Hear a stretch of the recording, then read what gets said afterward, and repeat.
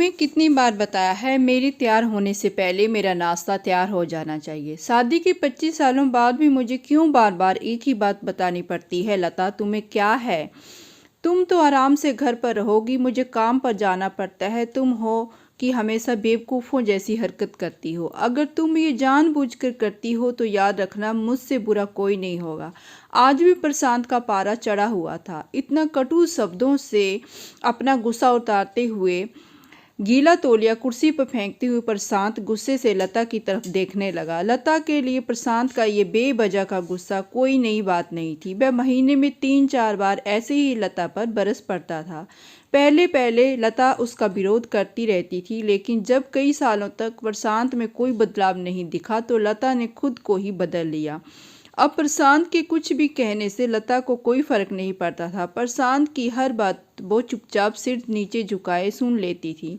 शादी के पहले 5 साल तक लता ने पूरी कोशिश की कि प्रशांत को बदला जाए, लेकिन फालतू का गुस्सा करना और बाद में लता को भला बुरा कहना, ये मानो जैसे उसकी आदत बन गई थी। कोई भी वाद विवाद होता तो प्रशांत सीधा लता को बोल देता, अगर मैं तुम्हें अच्छा नहीं लगता तो क्यों नहीं चली जाती अपने मायके, क्यों रहती हो मेरे साथ। इतना सब कुछ होने के बावजूद लता प्रशांत के साथ रहती थी, क्योंकि उसे अपनी बेटी की फिक्र थी। और वह भी जाती भी तो कहाँ, उस अपने बूढ़े हो चुके माँ बाप को इस उम्र में परेशान करना वह नहीं चाहती थी। समाज और लोग क्या कहेंगे, ये भी तो उसे देखना था। वह इतनी पढ़ी लिखी भी तो नहीं थी कि खुद जाकर कोई नौकरी कर सके और अपना और अपनी बेटी का पालन पोषण कर सके। लता को अब अपनी फिक्र नहीं थी, उसको फिक्र थी तो बस अपनी शादी लायक हो रही बेटी की। लता नहीं चाहती थी कि पति पत्नी के झगड़े की वजह से काव्या डिस्टर्ब हो। काव्या की पढ़ाई पूरी हो चुकी थी, उसके लिए अब शादी के रिश्ते आने लगे थे। कई रिश्तों को काव्या ठुकरा चुकी थी। 2-3 महीने बाद एक अच्छा रिश्ता आया।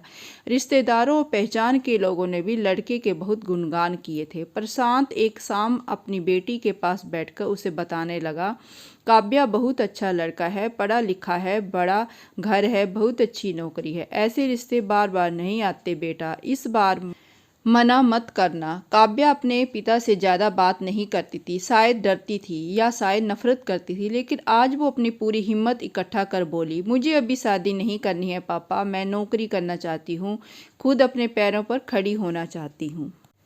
हाँ, तो उसमें क्या बड़ी बात है। मैंने लड़के से बात की है, वह तुम्हें किसी बात के लिए नहीं रोकेगा। तुम शादी के बाद भी नौकरी कर सकती हो, वह तुम्हें नौकरी के लिए परमिशन दे देगा। प्रशांत बोला, मेरा नौकरी करना या ना करना उसकी परमिशन पर क्यों डिपेंड कर रहेगा पापा। काव्या ने पूछा, मैं कह रहा हूँ ना, तुम्हें किसी भी चीज़ की कमी नहीं होगी वहाँ। ऐसे रिश्ते बार बार नहीं आते हैं, इसे ठुकरा मत, बहुत खुश रहोगी तुम वहाँ। प्रशांत बोला, पापा क्या मैं उतनी ही खुश रहूँगी जितनी मम्मी इस घर में खुश है। काव्या में तंज कसते हुए कहा, आज तुम्हारी जुबान कुछ ज़्यादा नहीं चल रही है।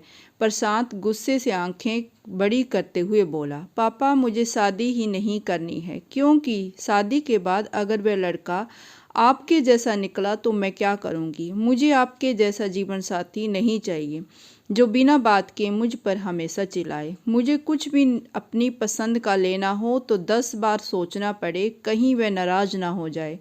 मेरी तबीयत कैसी भी हो उसे परवाह ना हो।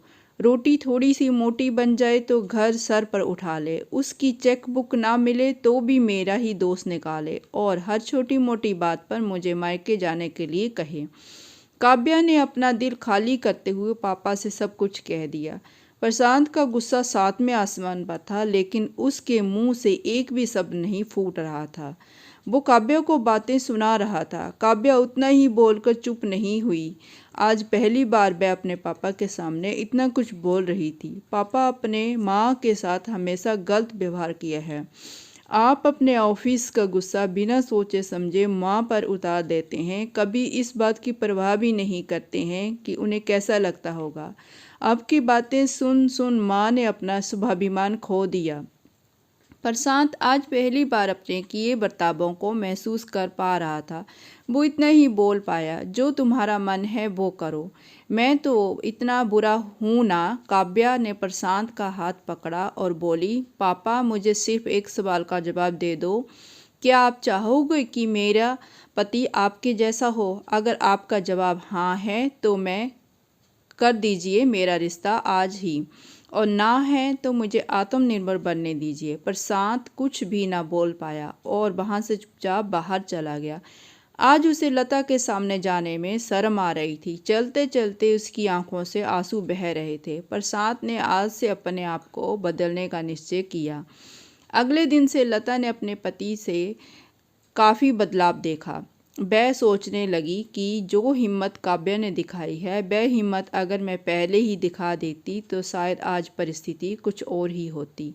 अब काव्या पढ़ लिख कर अच्छी नौकरी करने लगी थी और 3 साल बाद उसके लिए एक अच्छा रिश्ता आया। और उसकी विदाई पर प्रशांत बोला, बेटा तू हमेशा खुश रहेगी क्योंकि तेरा पति तेरे बाप जैसा नहीं है।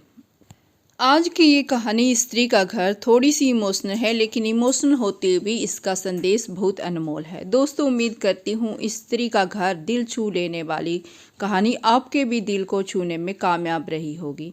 कहानी अच्छी लगी हो तो चैनल को ज़रूर सब्सक्राइब करना, शेयर करना और बेल आइकन को भी प्रेस करना, ताकि जब भी न्यू वीडियो डालूँ तो उसका नोटिफिकेशन आप तक सबसे पहले पहुँचे। कहानी सुनने के लिए आपका तहे दिल से धन्यवाद।